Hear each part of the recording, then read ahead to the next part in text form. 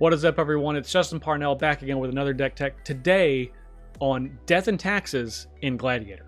And if you want to find out more about Gladiator on Magic Arena, check my intro to Gladiator video in the corner above. But before we start messing with our opponent's day, help the channel out by taking a second to like and subscribe to keep seeing this sweet, sweet content every week.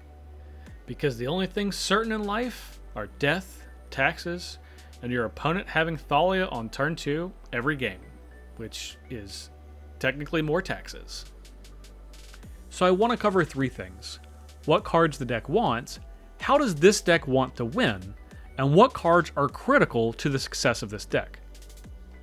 So then what exactly is in this deck? What categories of cards does this deck want?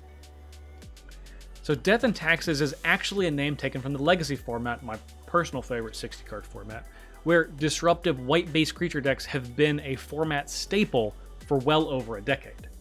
We're adopting the name here, but we're also going to do our best to adopt the playstyle and deck function. Obviously, a big difference here is that we're working with a 100-card singleton deck rather than a format that's laden with 4-ups. So we're going to have to go a little bit wider in our card pool choices to get the desired effect. So let's look at the taxes portions first, as that's probably the main draw to the deck. All of Anointed Peacekeeper, Captain Eberhard, Elite Spellbinder, Esper Sentinel, Redain, God of the Worthy, Tide Taker, Paladin class, and of course, Thalia, Guardian of Thraben will make your opponent's spells cost more in some form or fashion. In addition to those, we have some taxing in other ways, mainly just creating annoying scenarios for your opponents to have to play around. Archon of Emeria, Containment Priest, Sun Gold Sentinel, and Tomic Distinguished Advocist might make life tough for opponents who happen to be trying to do what those creatures don't like. We obviously want to defeat our opponents too, so the full deck isn't just messing with their day.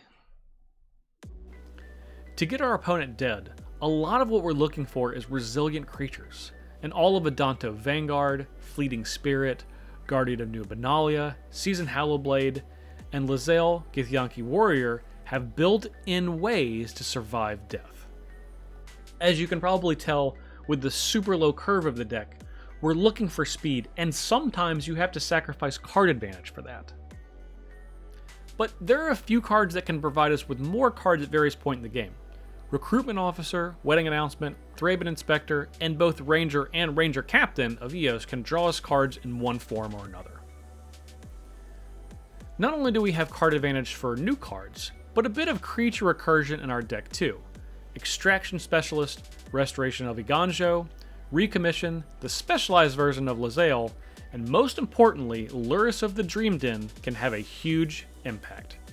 And the last portion of our unique creature suite are the creatures whose job it is to keep our most important creatures around for as long as possible. There aren't a ton, but all of Al-Said of Life's Bounty, Dauntless Bodyguard, Selfless Samurai, and Selfless Savior can all sacrifice themselves to ensure your most critical pieces stay intact. Many good aggressive decks have extra support in the way of their lands, and that is definitely the case here. The deck packs a whopping 5 lands that can turn into creatures, with Blinkmoth Nexus, Cave of the Frost Dragon, Faceless Haven, Mishra's Foundry, and Mobilized District are all able to get quick damage in when we have lots of lands or directly after a sweeper. Death and Taxes is an aggressive deck, but in my opinion, it's actually one of the most difficult decks in the format to pilot. The most important thing to note is there is a definitive hierarchy of how valuable the creatures are to this deck. That can be tough in Singleton, but we've done our best to leverage the reality of the situation with protection, recursion, and disruption. The cards with persistent taxing effects are the most important to keep on the battlefield. These cards are your linchpins, and efforts to keep them alive and on the battlefield will be key to easier wins. You can throw Archon of Emeria in here too, as that's also pretty critical even though it doesn't tax in a traditional way. Outside of the taxing creatures, we absolutely need to curve out. The ones that are mostly here for power and toughness should be played first, and the ones that provide card advantage should be played later. Well, with the exception of Esper Sentinel, that should be your first turn play whenever it's available to you.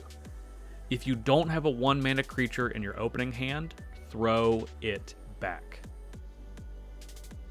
And just as critical as the first turn of the game is the second. We already talked about the taxing creatures, so we know the importance of those, but when those aren't available, look for creatures with resiliency. Anything that can get blocked and live is a better turn 2 play than a creature that's going to trade in combat. And finally, these are the cards that help push through damage, so save them until you can break parity on a board in a creature-based matchup, or when you think you can dodge removal in an interaction-based matchup. The surprise factor can be enough to change the dynamic of the game in your favor, as we have very few ways to make all of our creatures bigger. So what cards can you not do without when playing this deck? What are the must-craft cards with your wild cards? Look, I want to be entirely upfront about something. Due to the nature of the deck, there are a really high number of cards that need to be crafted in order for this deck to function as intended. It's a powerful deck, but honestly, it's the most wildcard intensive deck that we've covered so far. And all of the rares and the mythics that you absolutely have to craft is an unfortunately much longer list than it usually is. And normally I memorize this, but I'm actually going to read it off of my script here. Anointed Peacekeeper, Captain Eberhardt, Elite Spellbinder, Esper Sentinel, Extraction Specialist, Lurrus of the Dream Den, Skyclave Apparition, Thalia, Guardian of Thraben, and Redain, God of the Worthy. Just 9 cards. I'm sure I could find a 10th if I really thought about it. So as you'll notice, it's a lot of taxing creatures, a lot of recursive creatures, a couple of removal creatures.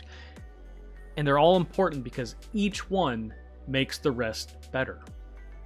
The rest of the rares and mythics that I didn't mention are replaceable to a degree, but the deck really starts losing a lot of its power if you begin doing so in a great number. So it's really tough, and in my opinion, the deck starts becoming a lot less effective if it's not fully intact. So I will leave you with this. If you ultimately need to replace something, and it's not just a 1-mana value creature that attacks and blocks, you need to make sure that the card is doing more than just its power and toughness. The deck is also very highly skill intensive, so if you start playing it and things don't seem to be coming together quite as quickly as you'd hoped, don't get discouraged. It just takes practice more so than most. And of course, once you do master it, the ability to do so and the experience of it is very, very rewarding. Thank you all so much for watching and for your continued support. Make sure to check out my social media right down here. Follow me on those. And of course, for this video, like the video, subscribe to the channel. That way you won't miss out on any other Gladiator content, any other Commander content, or more. Thank you all very much again. I'm Justin Parnell, and we'll see you next time. You know, for me, there's not enough zombies in this deck. That's really what the issue is.